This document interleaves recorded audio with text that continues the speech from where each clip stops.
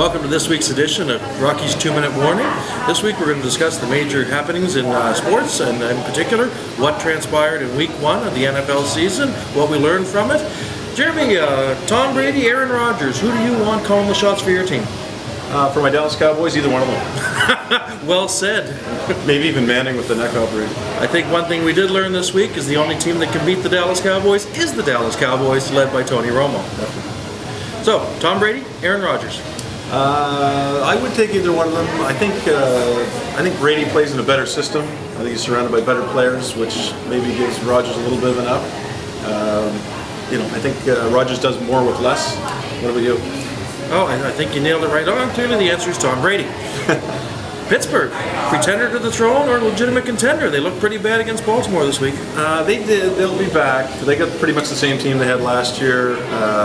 They lost almost nobody. What surprised me was how Baltimore was able to run the ball against them.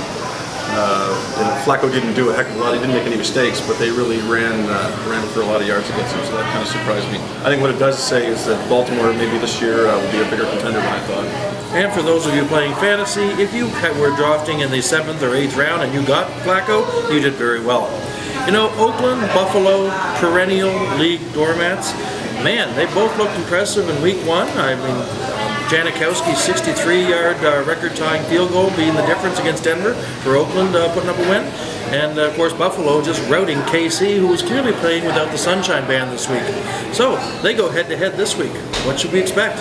I don't see Oakland doing much. I think the Bills will probably take that game. I think they might take it quite easily, actually.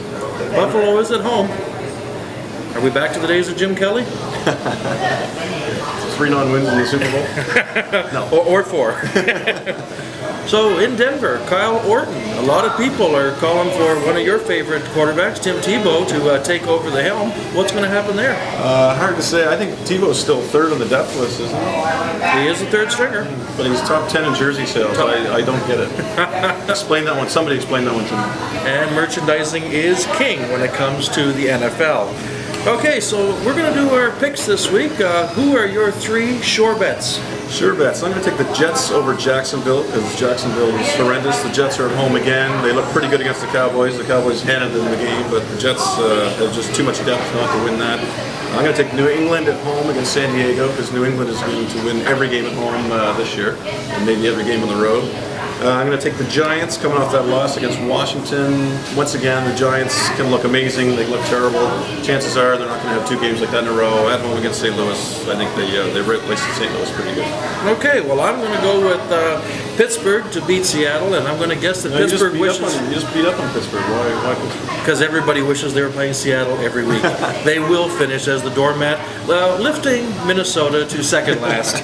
Green Bay will easily handle Carolina. Now, what about last week? Carolina's new quarterback, Cam Newton, had a huge week.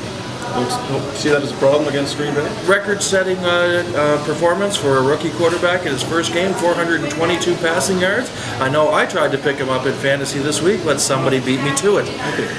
No, I don't think it's going to matter because he may have the arm, but he doesn't have the team to back him up, and Green Bay has the whole package.